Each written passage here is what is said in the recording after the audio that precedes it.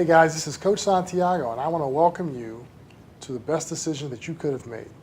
And that is, if you're going to get into coaching or running a program, you want to make sure you work with other people who have done that in the past. So I developed this Chalk Talk online program, and we're going to go through this today. It should be very, very beneficial to you and your program leaders as you try to develop your program moving forward.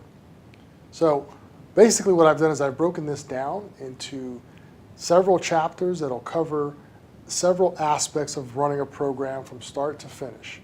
As always, at the conclusion, we'll talk about ways you guys can stay in touch with me and we can continue the mentoring process as you go forward. So the first chapter we're going to talk about is, how do I know if this is what I want to do? This is one of the first things I always ask, people who are trying to get into the business and people who are thinking about potentially starting their own travel team or their own league or their own event business in the area of youth sports. So one of the first things you want to ask yourself is, why am I starting this program? Some of us have motives based around what our kids are doing. Maybe your kid was playing in a program and you weren't necessarily satisfied with the results you were getting in that program. Or you looked at a certain program and said to yourself, hey, I think I can do that a little bit better. Or it may be out of need. So one of the things you want to make sure is you clearly establish what drove you to this decision. The second thing you want to think about is this a short-term decision or is this a long-term decision? Are you only going to do this for the benefit of a certain number of years, or are you actually thinking that this can be a long-term job? I was fortunate enough back in 2003 to make the decision that I wanted to take my passion, which was coaching and coaching baseball, and turn that into a living. And I've had a great ride, met a lot of people, but it was hard and it was difficult to make that decision because a lot of people around me wanted me to get the normal 9-to-5 job with a salary and benefits. So you want to think about some of those things. The last question you want to ask yourself is, am I able to stay true to what drove me to make this decision? One of the biggest mistakes I see a lot of young coaches making is you got into this for one reason and then all of a sudden the business or life or things kind of push you into a different objective. So I always tell people, write down exactly why you want to do this program, why you want to get involved in your particular event business or anything else that you might be doing in youth sports, and stay focused and stay true to that decision. The next thing we want to talk about is, what void are you filling? One of the things that is very difficult for people to hear sometimes is that your product may not be needed. And what I mean by that is, let's say, for example, you want to start a youth basketball team. Well, you need to look at your area, look at your marketplace, and establish, are you doing the same exact thing that potentially 10 or 15 other people are doing in your exact area? What are the demographics that you're trying to pull into your program? And if the answer is, yeah, I'm kind of doing what everybody else is doing, then the very next question you need to ask yourself is, how are you going to rise to the top of that list? Let's face it, nobody wants to start a program and be number 10 or number 15. You want to start to move up that ladder, gain some traction, gain some insight to what it is that you're obviously doing. Now, if you're starting that basketball program and there's not a basketball program within 30 miles of your program, then you need to ask yourself, why hasn't anybody else done this? You need to do some research. Get some other people around you, get some parents together, get some players together, talk to some people in your community. And you may find that the reason there isn't a basketball team or a softball team or a youth sports program in your specific area is because there really isn't a need or there isn't enough families to make it work financially. So when you're in a situation, just to recap, where you're joining a particular market that has a lot of competitors, you've got to ask yourself how you're going to rise to the top. What are you going to do different? What services are you going to implement? How are you going to do things better? And you've got to be able to tell that story relatively succinctly and really make sure you can deliver those services coming out of the gate. Because a lot of the marketplace now is heavily competitive, and you've got to find ways that you're going to make this work for you, because without the numbers to support what you're trying to do, your program may flounder. The next question, are you ready for criticism?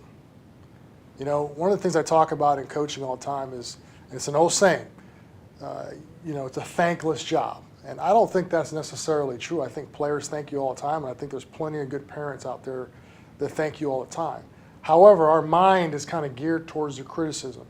You know, you're at your local grocery store, and somebody says, hey, this guy is saying this about you because you didn't play his kid here, or you ran this tournament a certain way, or you ran this particular event a certain way, and somebody's saying some things about you.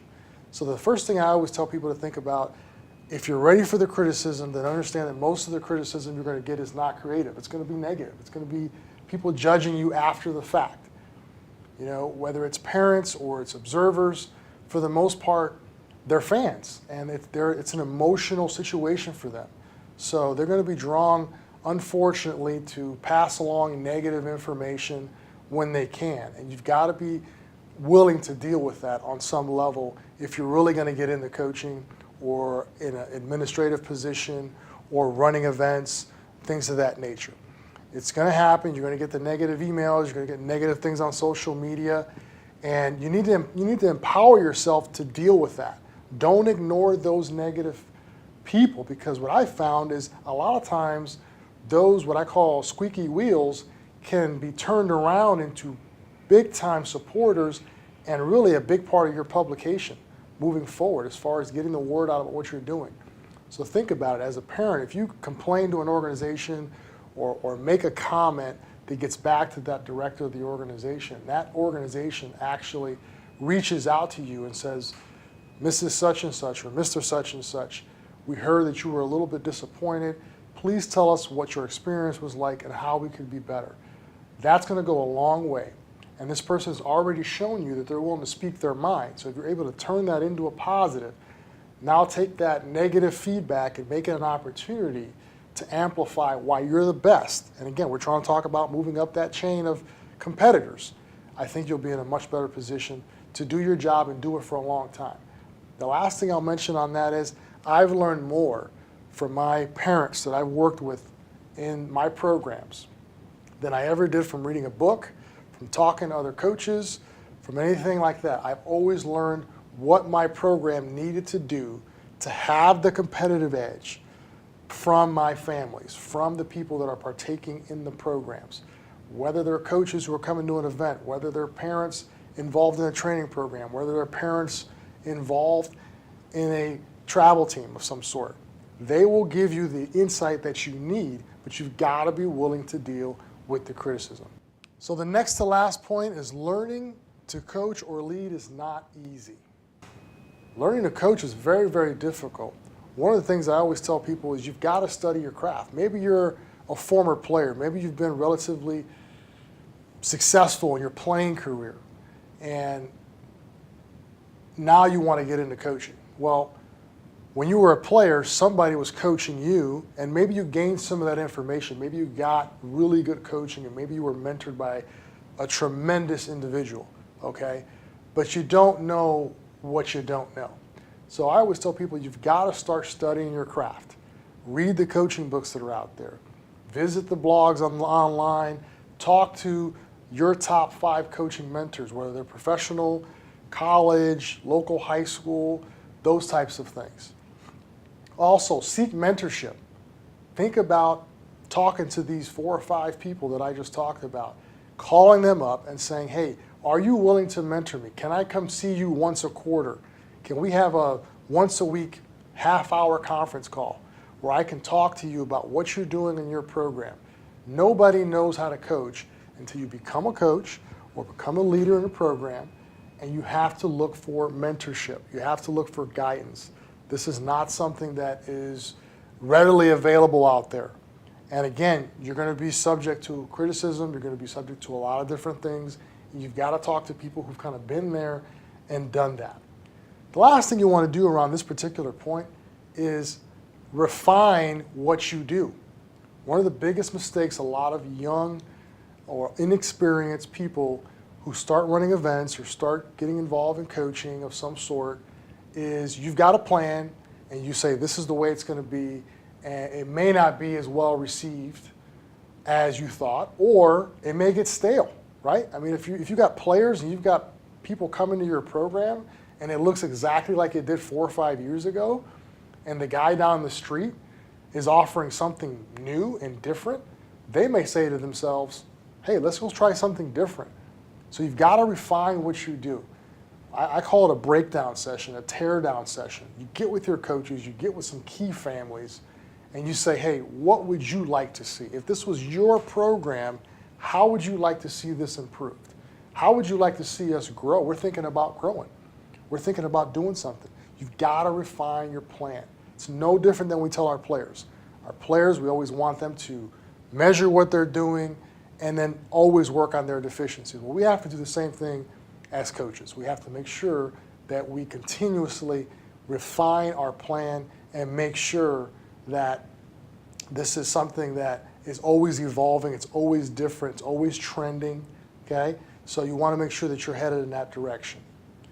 So the last thing in this chapter, are you committed to creating space for your program in your life?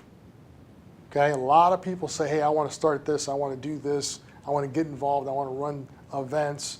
However, you have no idea the amount of time and effort it's going to take. Now, maybe you're in a position where time's not a problem, but for most of us out there, we've got a lot of things going on.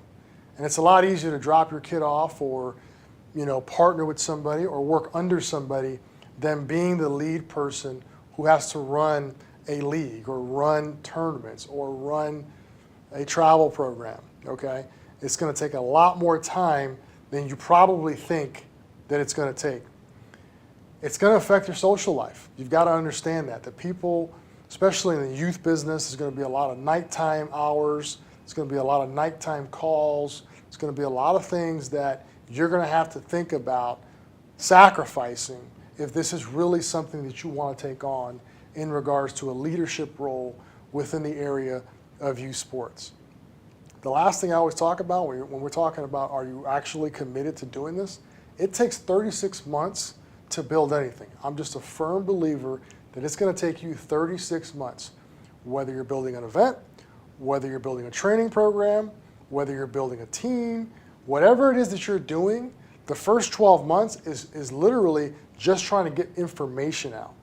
The next 12 months is about bringing in the right people and getting rid of the wrong people. And now that momentum, if you've done all the things right that we're going to talk about here in this course, you may have an opportunity to be really successful those last 12 months of that phase. And if you can survive those 3 phases, you'll be in a much better position to really analyze your program. But understand, be willing to put 36 months into whatever it is that you're doing. Unless you're taking over a program or jumping on the board of an existing program.